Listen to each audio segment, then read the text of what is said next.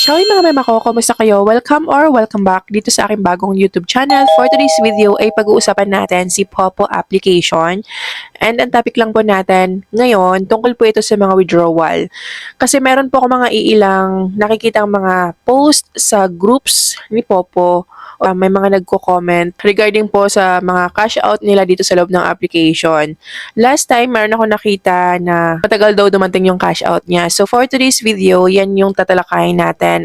Pero disclaimer mga miha, dito sa loob ng application ay walang garantisadong instant na withdrawal. Nakadepende po yan pag-process ng ating mga cash out sa policy po ng application. Pero meron tayong pwedeng gawin para maiwasan natin yung mga delays. So kung kayo ay mga baguhan dito, nagka-cash out kayo, tapos na-experience nyo na medyo matagal, so pwede nyo gawin itong mga to. Una ay siguraduhin na updated yung inyong profile or yung inyong account information. And next naman dito, siguraduhin natin or siguraduhin nyo na tama po yung mga e-wallet nyo o mga bank account na nakalagay sa inyong account. Kasi kahit maliit lang na typo or maliit lang na pagkakamali yung napindot nyo dito, mali yung nailagay nyo sa inyong e-wallet, pwedeng magdulot ito ng mga delay sa inyong withdrawal. Kasi dito sa loob ng application, mga mema ko, yung minimum nga po for withdrawal nila is 100,000 ping points or $10. So nasa 500 pesos plus po yan. Lalo na po ngayon na medyo tumaas po yung dollar, kaya medyo mataas din po yung palitan in peso. So dito, in case na nakaka-experience kayo ng matagal yung dating po ng mga withdrawal nyo, like halimbawa nag-cash out kayo ng 1 p.m. and then 2 p.m. pa, hindi pa dumating, huwag kayong mag-worry, okay lang po yan kasi nga yung processing time po talaga nila is 24 hours po yan. Yan na po yung pinakamatagal. Kapag hindi nyo pa na-receive yung cash out nyo, after po ng 24 hours, doon na po kayo pwedeng mag-message sa customer service. Take note sa customer service po kayo magme-message, hindi po pwede kay agent. Pwede nyo lang pong tanungin si agent, pero wala pong magagawa sa agent nyo dyan. Hindi ka po niya matutulungan kasi nga kapag regarding po sa mga withdrawal, sa mga host, kahit sinong user, hindi po nakikialam si Popo dyan.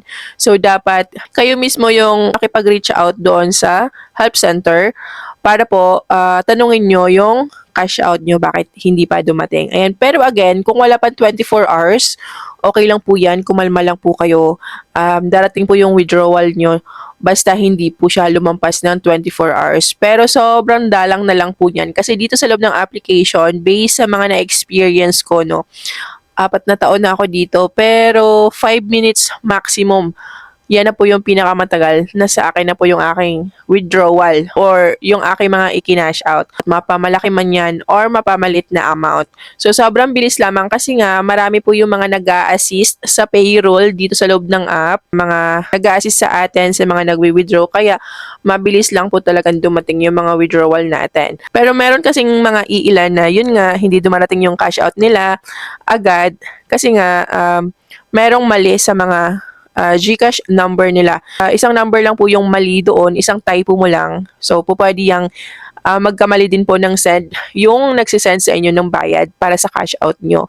Kaya naman, bago kayo mag-withdraw, double check nyo yung mga GCash information nyo, yung withdrawal information nyo dyan para hindi kayo magkakaproblema kapag nagbabayad na nga po sila sa inyong cash out. By the way mga mi, kung kayo ay naghahanap ng murang mabibilhan ng coins para dito, para din po sa Bigo, sa Tango, sa Star Maker, sa TikTok Shop, and sa iba pang mga earning applications. Meron ako sobrang highly recommended po na platform sa inyo na kung saan dito ay nagbebenta nga po sila ng sobrang mura lamang. Ito ay walang iba kundi si KukuDP. Paano nga ba kayo makakapunta sa kanilang shop? I-click nyo lang po yung link na nasa pinned comment section or description below and automatic na po kayong mapupunta dito sa kanilang shop. Dito ay makikita nyo po agad-agad yung sobrang daming mga live streaming applications and mga viral games na kinaaadikan ng mga gamers ngayon.